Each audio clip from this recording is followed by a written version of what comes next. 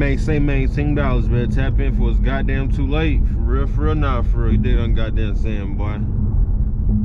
Today, I'm just gonna do a point of view drive and do a review of me having the car for 10,000 miles.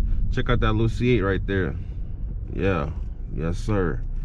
But I'm just gonna do a review of the ownership of me having it for 10,000 miles since I had it. Talk about the things that I have got done as far as problems with it, and if I think it's a good reliable car, if you should get it or not.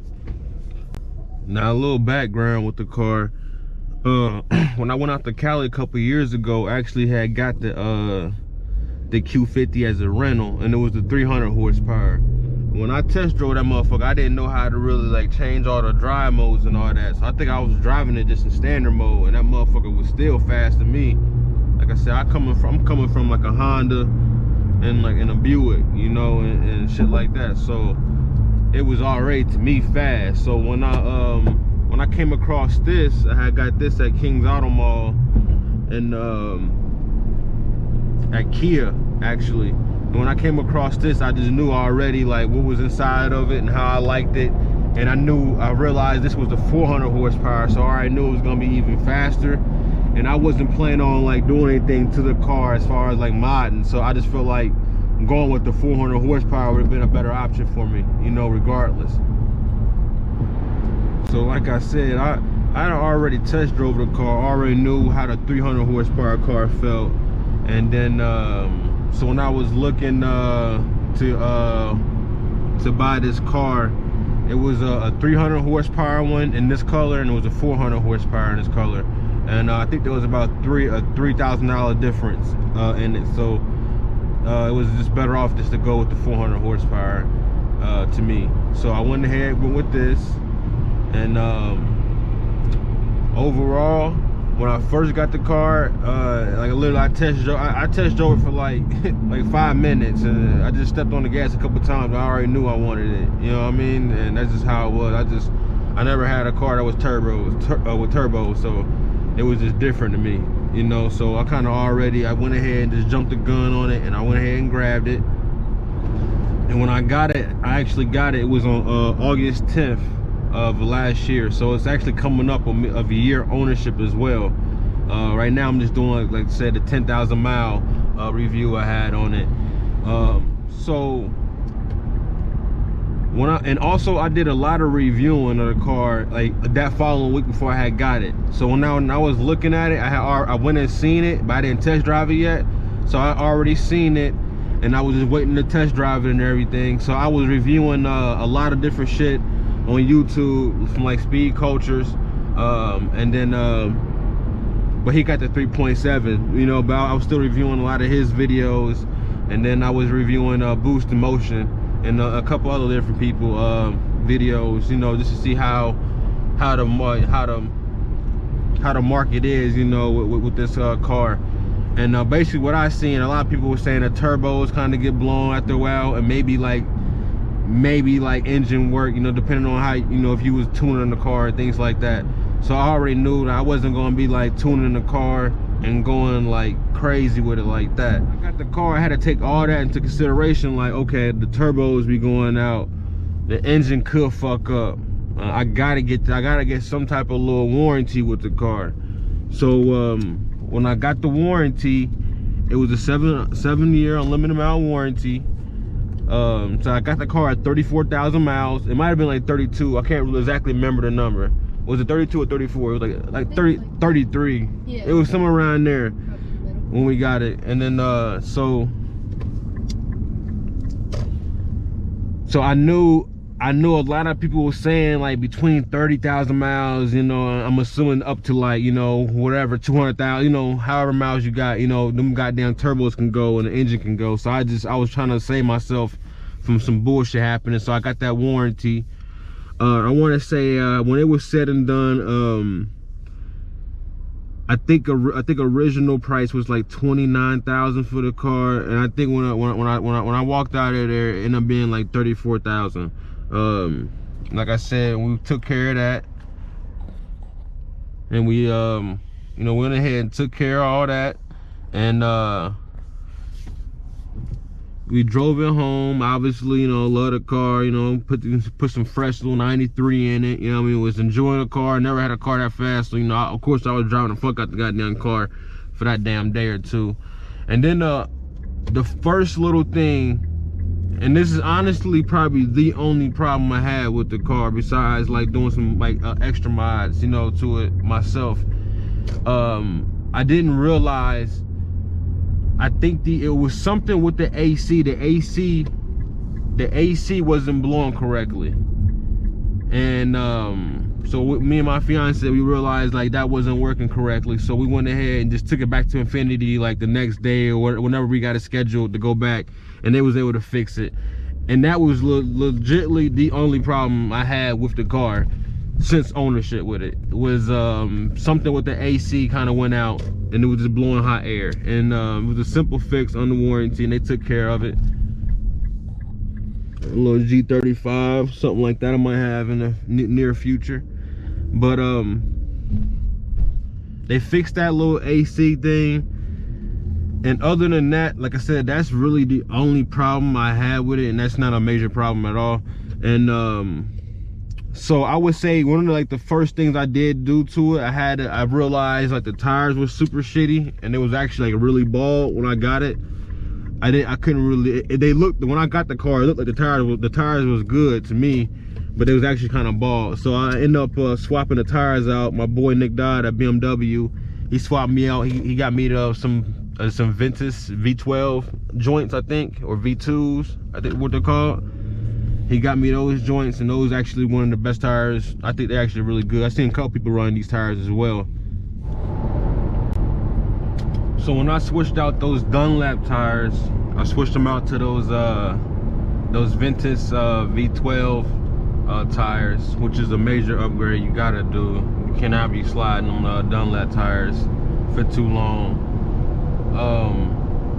So as far as major things that happened to the car was honestly just the AC. The AC thing when I got the car didn't work correctly.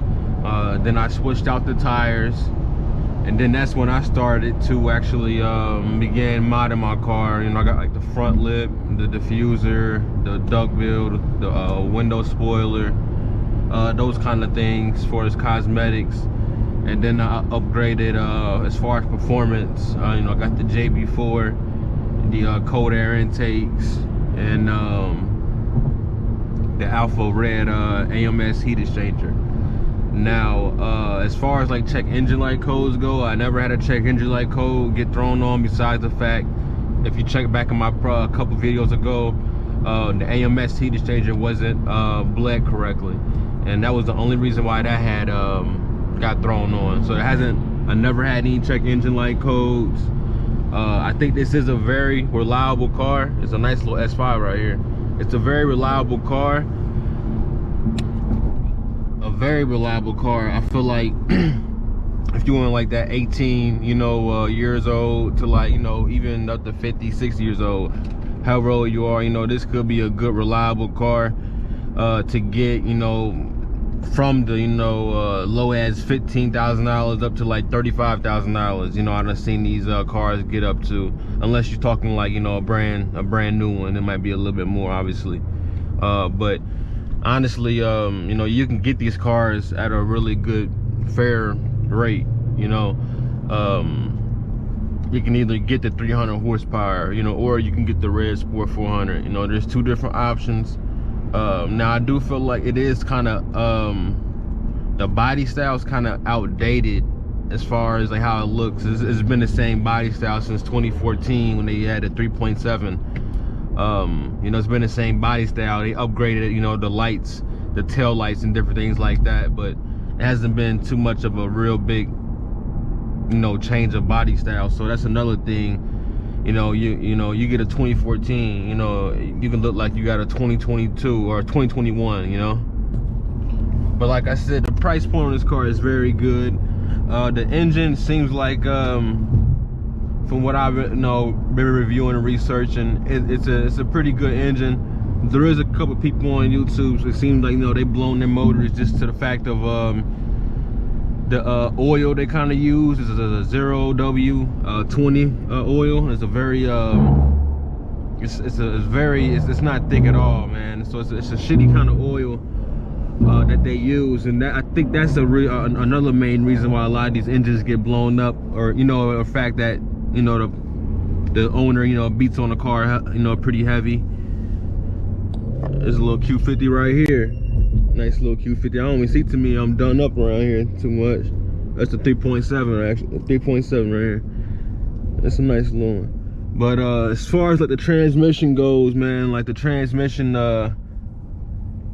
it's decent. It could be better. I feel like this platform, you know, it'd have been better with that, like that ZF transmission, like something like how those BMWs got, like that kind of transmission would have made this car a lot better. But once you get a JB4 on it, you know, it kind of wakes up. You know, you throw a downpipe on it if you want to. Those kind of things does void the warranty though sometimes, depending on what dealership you go to. The crazy thing with this platform, you know, you can push, you know, 400 up to like 700 horsepower, you know, and it still be, you know, reliable for you. You know, there was somebody on YouTube, he just got his up to like 900, you know. But I would say, you know, just to be on the safe side, you know, like, you know, 600s would be, you know, be like a, you know, a good horsepower for this car, you know, on a stock block, to make sure, you know, you ain't going crazy and blowing your engine. Like I said, most people that I feel like they blown their engines because like they're not checking the oil and shit, and then the oil they do use at Infiniti is it's a really thin ass oil. So that's why I always get my oil changed every 3,000 miles. And it was another thing, I seen somebody in the comments just like reviewing and researching. You know, I always read comments and all kind of shit.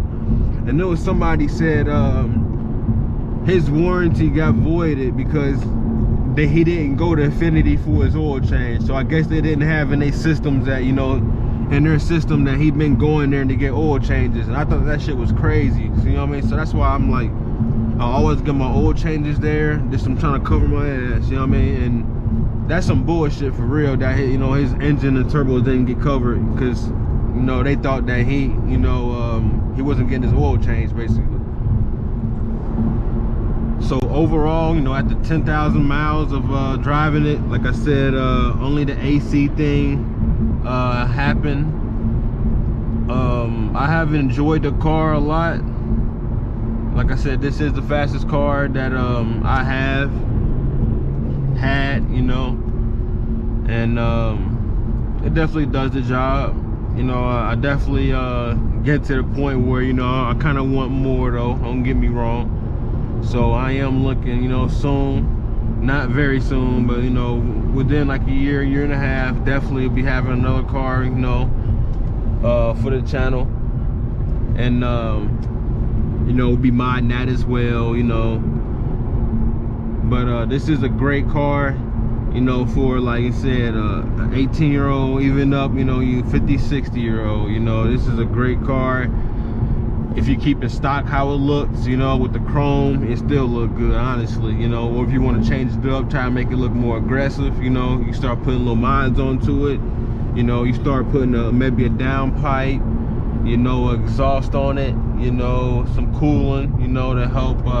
That's another thing. This car does have a problem with heat soaking, and you know, if it's out there in them hot summer months somewhere, you out there in Arizona, your car probably gonna run kind of hot, and it ain't gonna perform every pass, you know, every run you do. So actually getting a heat exchanger is actually like a definitely thing you should do, you know, unless you're not like driving the car like that, you know what I mean? But if you're kind of like doing pulls and all that, you really should just go ahead and get you a heat exchanger.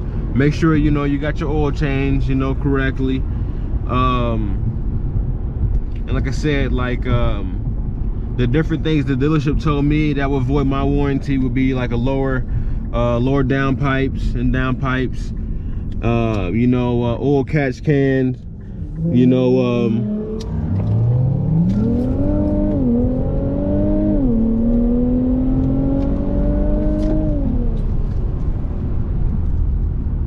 catch cans and oil catch cans, down pipes. What else they said they'll do things like that? Oil catch cans, down pipes. Like I said, overall, man, this car you can get for $15,000 up to like $35,000, unless you get like a brand new one, you know. So it's at, you know, it's priced, you know, fairly good, you know, amongst the competitors, you know. Competitors like maybe Benz, you know, BMW, Lexus, you know, it's priced, you know, really well, you know, and you get a little bit of, you know, performance out of it, you know, which is nice. So honestly, man, this VR30 platform, it's a really nice platform. You just gotta make sure you change your oil, you know, and then you get you a little heat exchanger so you ain't heat soaking all the time. And you better keep tapping in before it's goddamn too late. For real now, for real. You did what I'm goddamn saying, boy.